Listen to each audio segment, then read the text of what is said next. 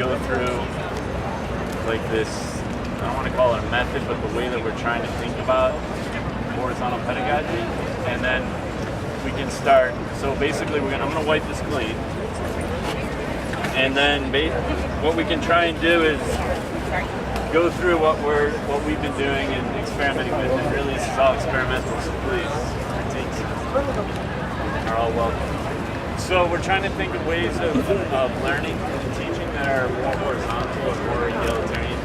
Get your favorite word. And we've been thinking about ways to try and do this and experimenting with each other and how to do this. So one thing that we always talk about to begin with is the body is really rejected in most school settings. So we come into a classroom and we're told that we're just going to use our minds. We don't do anything with our bodies. And so we usually try and start out each encounter with some sort of movement or some sort of breathing or something, just to remind ourselves that the body's here. So what I'd like to do, just to do this really quickly, is just if you could just kind of swipe spots, and as you're swiping spots, maybe introduce yourself to someone and say, hey, my name's so-and-so, I'm here, just to get the body in motion. Hey, you want to swap spots? So then at these encounters, we also try and work with what we're calling a text. And a text doesn't have to be the written word. It can be anything that demands multiple interpretations or questions. This can be done in a variety of ways. Remember, like, textuta means to weave together stories, and so it can even be amongst like oral stories coming together and then using those stories to prompt discussion. We won't go through a text today, but we'll generate questions. The third thing we try and do is, okay, so one way maybe not to give the teacher so much power in class is to allow like student questions to lead the inquiry. And so what we try and do then is try and talk about what are some of the questions that we want to discuss as a group. And then it becomes a matter of those questions leading into what we call like polylogue, not just dialogue like one-on-one, but more like open. So like it's open to more people. It's kind of an invented word. I don't know what y'all think about it, but so then that would be where we go, and then after that we'll check out. But I was kind of curious. We have a group of people here that are, I guess, interested in teaching and learning. So maybe what we can do is to provoke the discussion that we'll have, we just start listing questions that people might have.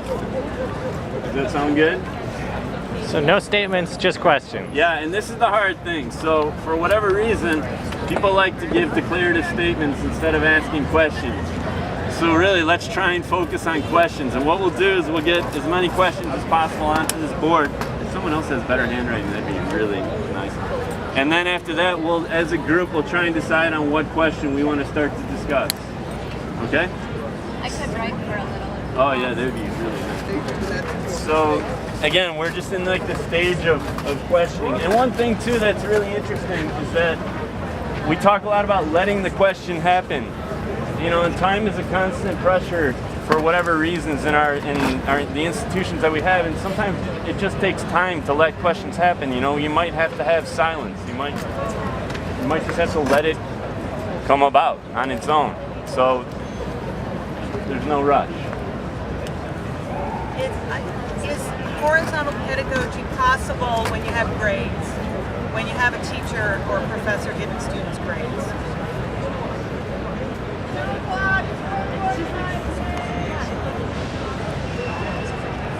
What is the role of the teacher in horizontal pedagogy?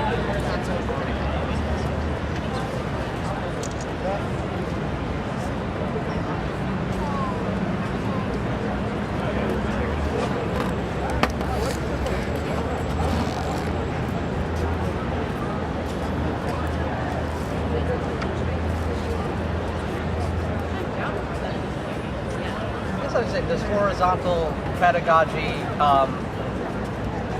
make lectures completely irrelevant, or is there still a place for them?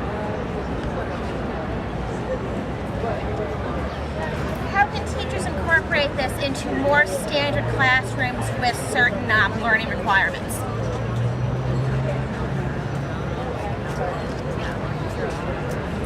What are the benefits of horizontal pedagogy over hierarchical pedagogy? Does horizontal pedagogy depend on something teachers know or something students know? Here, wait. Let's slow down just a little bit. Sorry. So, did you get her question? Yeah, well, In a classroom, how can in a traditional classroom a teacher make the transition from the expectations of the students to critical pedagogy, or what do we call it, horizontal pedagogy? What transitional steps can be taken? I forgot one thing. One other thing we talk about too. We try and leave symbolic, like we try and leave an open space in every encounter, just because we leave like a vacant chair, meaning that at any time anyone that wanders about can maybe fill it. It's a gesture of hospitality. So I don't know if we can maintain that soon. I read the question. sure. All right, Victoria. I have all these questions out there. And now what we want to do is someone's just going to pick one to start discussing. And then we'll let the conversation flow. And then if one question, the rhythm dies out, then the energy dies out, then we'll pick up another one. So it's open to anyone to choose any one of these questions that you want to comment on. I guess I'll start with one is in terms of the pluses and minuses.